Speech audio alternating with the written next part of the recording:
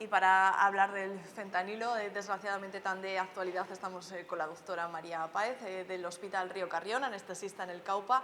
María, ¿cómo está? Muchísimas gracias por atendernos, lo primero. Gracias a vosotros por venir. Bueno, está muy de moda, ¿no? Lo escuchamos continuamente en las noticias, pero ¿qué es exactamente cuando hablamos de fentanilo? Bueno, pues el fentanilo es un opioide sintético del grupo de la morfina, del tramadol, de los fármacos derivados del opio.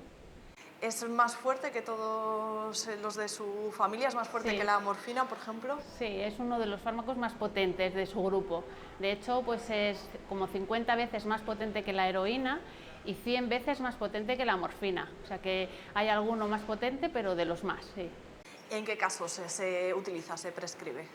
Bueno, el fentanilo se ha usado históricamente en la anestesia. Revolucionó la anestesia en cirugía cardíaca y luego se extendió su uso al resto de anestesias. Intraoperatoriamente para el dolor agudo postoperatorio y también hasta la década de los 80 en dolor oncológico. Y posteriormente se ha ido aumentando las indicaciones del fármaco y ha empezado a utilizarse fuera de esos dos contextos del operatorio y del dolor neoplásico en dolor crónico no oncológico. Pero bueno, su uso en medicina pues está muy extendido desde hace décadas. O sea, que se prescribe en ese dolor, pero en un caso muy extremo, ¿no? Cuando ni siquiera me imagino que con la morfina haga reacción. Bueno, no tan extremo, o sea, los opioides se prescriben para dolor moderado severo y para dolor posquirúrgico todos los días y para dolor oncológico también, pero antes se hablaba de una escalera analgésica que los pacientes tenían que ir pasando por escalones hasta llegar a la morfina, ahora se habla de un ascensor y en función de la intensidad y las características del paciente pueden directamente pasar a tomar opioides. ¿Ha aumentado su consumo? Sí, ha aumentado muchísimo. Ahora mismo en las últimas encuestas dicen que como el 15% de la población entre 15 y 65 años reconoce haber tomado este tipo de fármacos. Se ha duplicado las dosis, que nosotros tenemos un parámetro que es dosis diarias por 1000 habitantes, eso se ha duplicado desde el 2010 hasta el 2020, o sea que el consumo se ha extendido mucho, sobre todo a expensas del tramadol, que es un opioide menor.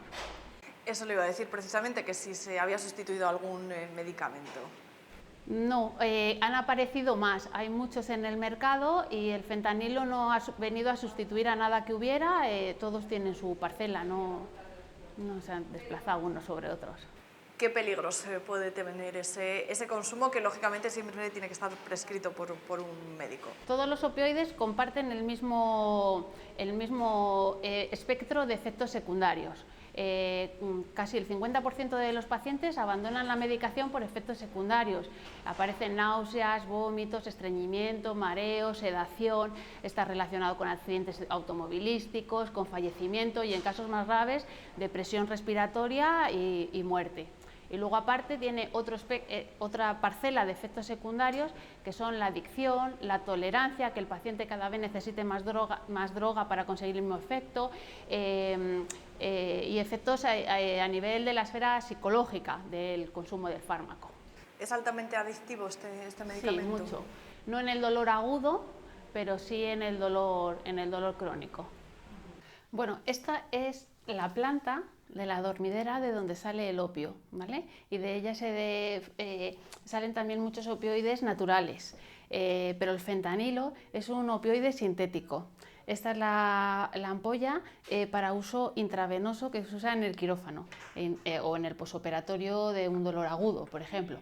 Pero luego las presentaciones que toma la gente por la calle para el dolor crónico pues son en forma de parche transdérmico, que se absorbe el fármaco a través de la piel, y luego otras presentaciones como estos, que son unos chupachuses que se absorben a través de la mucosa oral, también les sale de la mucosa nasal, etcétera. Este tipo de fármacos, que son los más adictivos, solo se usan para dolor que llamamos irruptivo, para picos muy intensos de dolor, pero de muy corta duración. Y se usan solamente, está restringido su uso y hay mucho control sobre ese tipo de fármacos. El resto pues están más accesibles a la población en general. O sea, que cuando una persona lo toma, ¿no?, y luego se le va quitando poco a poco, es Sí, la digamos retirada que es una etapa difícil, ¿no?, para sí, esa la persona. retirada del fármaco debe ser muy gradual y debe tener unos estrictos controles médicos, porque sí que es verdad que los pacientes lo pasan mal por la habituación a la que están sometidos. ¿Qué controles precisamente hay sobre este medicamento? Bueno, como decía antes, hasta la década de los 80 había muchas trabas burocráticas para la prescripción del fármaco. A nivel intrahospitalario hay mucho control, no es un fármaco que esté accesible al resto de médicos que no sean ni intensivistas ni anestesistas. Y fuera está la receta electrónica, que el paciente solo puede retirar de la farmacia lo que se le prescribe en las dosis que se le han prescrito. Pero sí que es verdad que ya no existe la receta de opioides que teníamos que tener antes de talonarios especiales, pero es imposible obtener fármaco que no esté prescrito porque viene regulado con la prescripción de la receta electrónica del Chacil. Entonces, se podría decir que a día de hoy en nuestro país no hay motivo para alarmarse por el consumo de este medicamento. No, la situación en España es radicalmente diferente a la que hay en Estados Unidos. En Estados Unidos se incautó el año pasado 4.500 kilos de fentanilo que servirían para matar a toda la población de Estados Unidos. En España hasta ahora se han incautado 400 gramos, no llegan, y casi todo el alijo corresponde a 2018.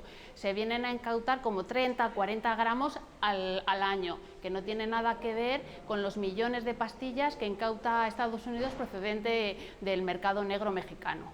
O sea, la situación no tiene nada que ver. Por lo tanto, aquí no hay peligro de momento de que se retire del mercado, ¿no?, que hay pacientes preocupados por esa cuestión. No, yo creo que no.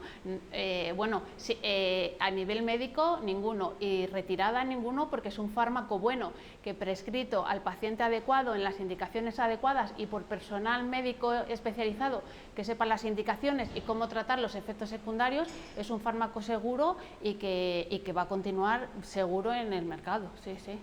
¿Por qué hablaba del mercado negro de Estados Unidos? ¿Por qué se ha llegado a esa situación de descontrol en el país americano? Pues este fármaco para uso médico se sintetizó en Europa durante muchos años. Después se pasó la producción a China. Y China en 2019 decide que por los riesgos que tiene de salirse de la indicación médica pasa a la producción a México. Y entonces México entiende que pasa de ser un mero transportista de las drogas sintetizadas en Colombia a ser el productor del opioide más potente del mercado. Y además que es barato, es un opioide sintético barato de producir. Y entonces empieza a fabricar fentanilo y a inundar el mercado negro norteamericano con pastillas falsas de fentanilo que lo mezclaban con otras drogas, cocaína, metanfetamina. Dado su poder adictivo, pues llegó a la población afroamericana sobre todo y a la población hispana de Estados Unidos y ha creado pues millones de adictos.